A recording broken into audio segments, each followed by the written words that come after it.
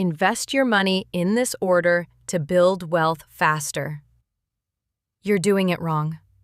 Not catastrophically wrong, just incrementally wrong in a way that costs you $847,000 by retirement. The average person invests money in the order it makes them feel safe, not the order that makes them actually rich. There's a difference, and you're about to discover exactly what that difference costs you. Most people start with a savings account, then maybe a 401k, then stocks, then real estate. It feels logical. It feels conservative. It feels like climbing a ladder. But what if I told you that specific order is engineered to keep you poor? Not intentionally. The system just wasn't designed by someone trying to make you wealthy. It was designed by someone trying to make you compliant. Here's the uncomfortable truth. The order you invest matters more than the amount you invest. A person who puts $500 a month into the right sequence will have more than someone dropping $2,000 a month into the wrong sequence. That's not motivation talk, that's math. And the math is brutal.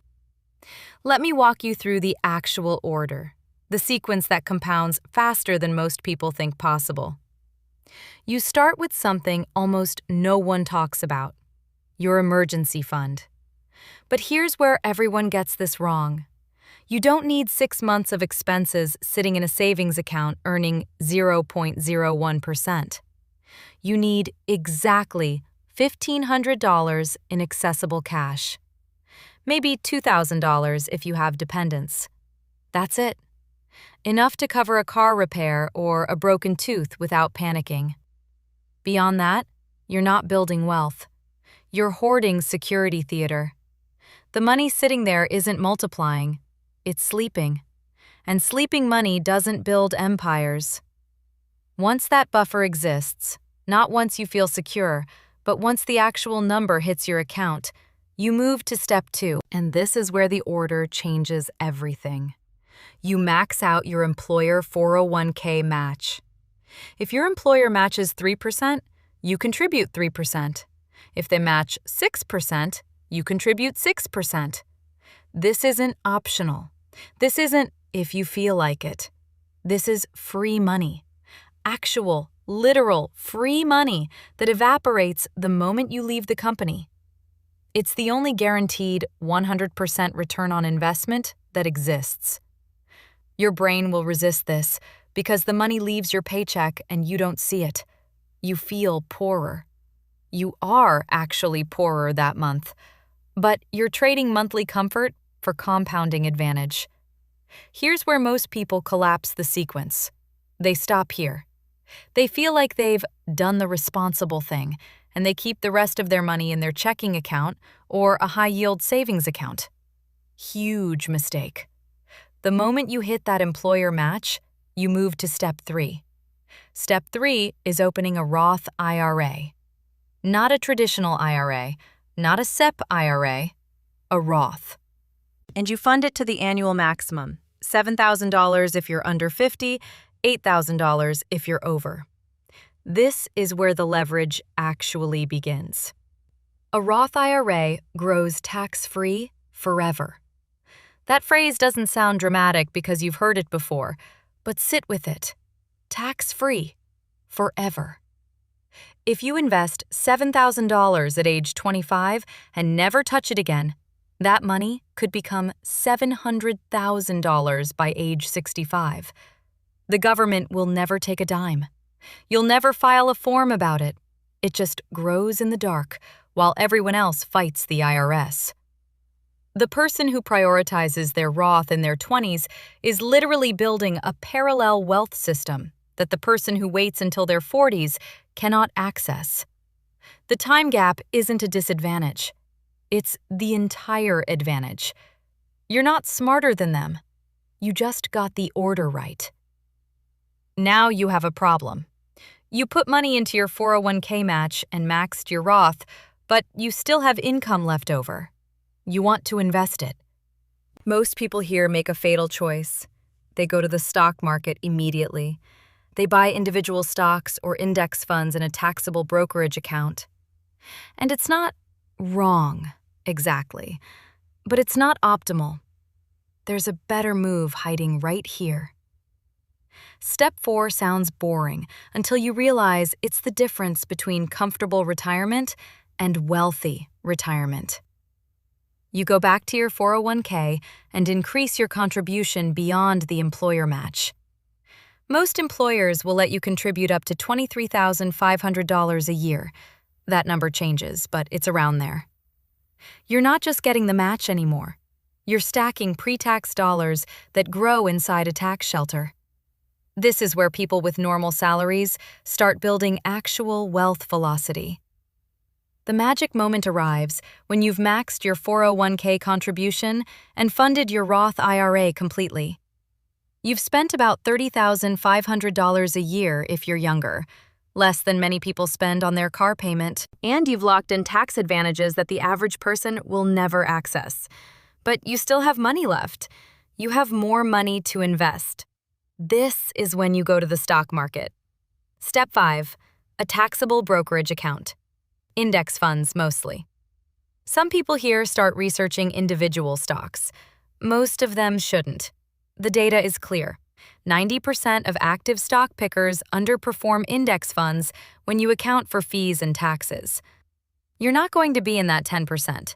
Neither am I. So you buy index funds. You buy them consistently. You don't panic when the market drops 20%. You don't celebrate when it rises 30%. You understand that the stock market is where your money goes to work without you working. But there's a hidden cost hiding inside Step 5. And this is where your moral compass needs to shift. When you invest in a taxable account, you're now liable for capital gains taxes. Long-term capital gains tax kicks in after you hold something for a year. If you're in a higher tax bracket, you could be paying 20% of your gains to Uncle Sam. This is by design. The system is structured so that people with normal incomes pay taxes on their wealth building, while people with high incomes shelter their money in structures you can't access. This is the point where most people stop. They've hit Step 5. They feel like they're investing like the wealthy. They're not. The actual wealthy people are on Step 6, and this is where the timeline splits permanently. Step 6 is where you start exploring real estate, but not primary residence real estate. Most people buy their first home thinking it's an investment. It's not. Your primary residence is a consumption good. It's where you live. Yes, it appreciates. Yes, you build equity, but you're also paying property taxes, insurance, maintenance, and opportunity cost. The wealthy people building real estate wealth aren't buying their primary residence. They're buying rental properties, commercial real estate, or real estate investment trusts that pay dividends. A single rental property, one, can generate $500 to $2,000 a month in cash flow, depending on your market and leverage. That's passive income. Money arriving in your account while you sleep. Money that compounds if you reinvest it. Most people never reach Step 6 because they were exhausted by Step 5. They don't realize they were actually building momentum the whole time. The cascade is now active. Your 401k is maxing. Your Roth is maxing. Your taxable account is growing. Your rental property is generating cash flow. The cash flow from the rental property can fund another rental property or can go back into your Roth or taxable account. The compound effect accelerates. You're not living lavishly. You're living normally, but your money is multiplying. Then something shifts. You realize you have options. You can actually leave a job you hate because your real estate cash flow is replacing half your salary.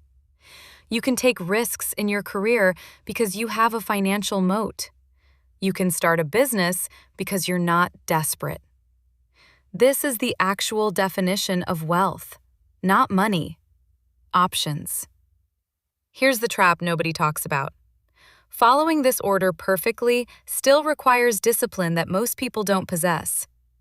You can know the sequence, you can understand the math, but executing it means saying no to lifestyle inflation month after month.